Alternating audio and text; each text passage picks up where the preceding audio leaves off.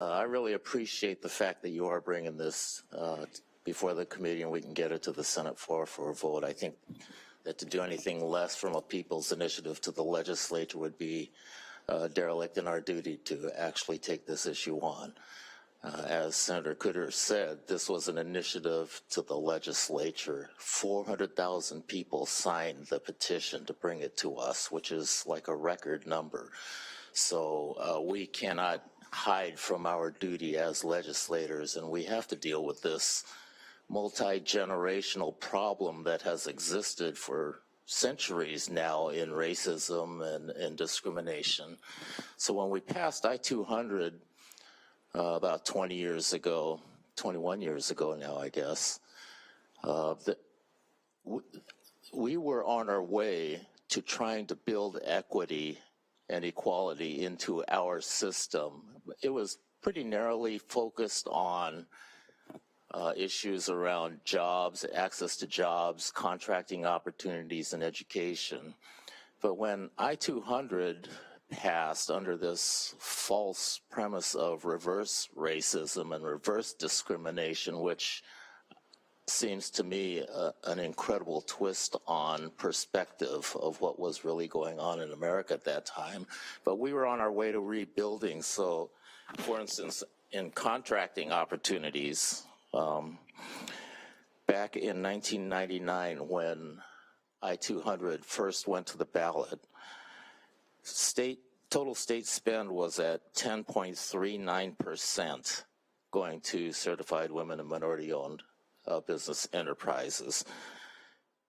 5 years after I-200 passed, it went from 10.3% down to 1.66% total state spend on certified minority-owned and women-owned business enterprises. What's even worse, though, is that when I-200 passed, we had a total of 4,917 of those certified women and minority-owned businesses listed. Here today, we are at about 2,688, so it's dropped by half.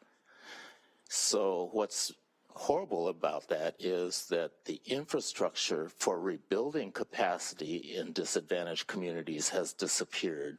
So it's going to take years just to rebuild, for those minority businesses to even rebuild themselves so that they can provide job opportunities to the people within those communities. So this is going to be a long time before we even see a beneficial effect coming from this, because our community has to rebuild its infrastructure. Similar statistics on jobs and educational attainment as well. So we've got a lot of work to do. This is only one small step, but there's this misperception. And, you know, I've been called being racist for being anti-racist, you know, racist in the terms of a reverse racist.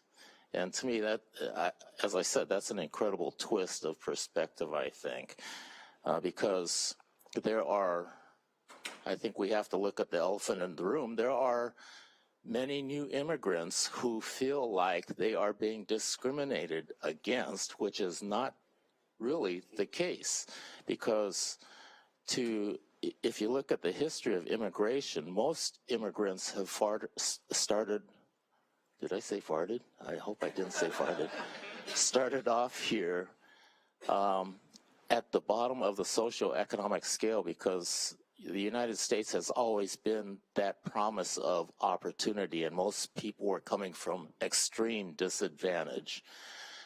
The tide has somewhat turned right now, where we are closing our doors to those who are coming from extreme disadvantage and war and poverty, and opening our arms more towards those who are coming, who are not bringing what society perceives now to be social disadvantage with them and imposing them onto American society.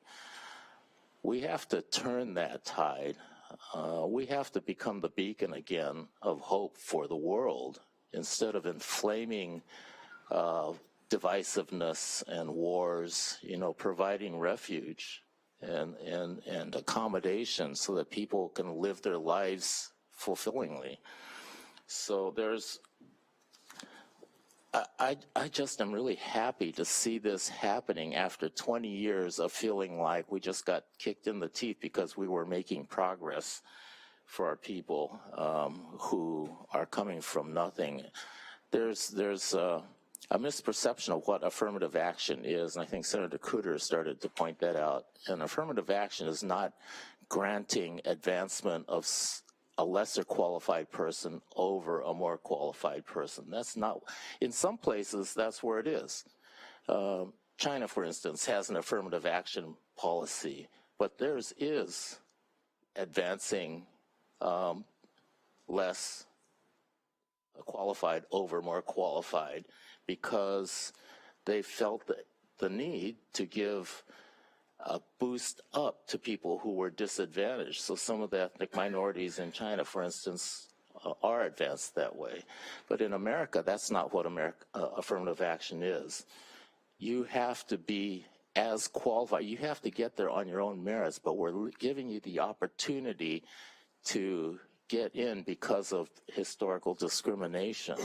So it can be considered as one factor, but not just one factor or not just a handful of factors. It's within the overall body of who you are is what qualifies you to, say, get into higher education institutions or whatever. So I hope that this misperception of what affirmative action is not, I mean, I personally would have preferred to see a straight repeal of I-200, but this is what we have before us.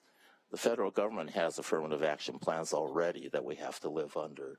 This actually just brings us on par to what the federal government is already requiring on federal contracting opportunities and that. So I'm very excited that we are taking this to the floor, hopefully with a good vote out of this committee, and look forward to building some equity in our system. So thank you, Mr. Chair, for bringing this.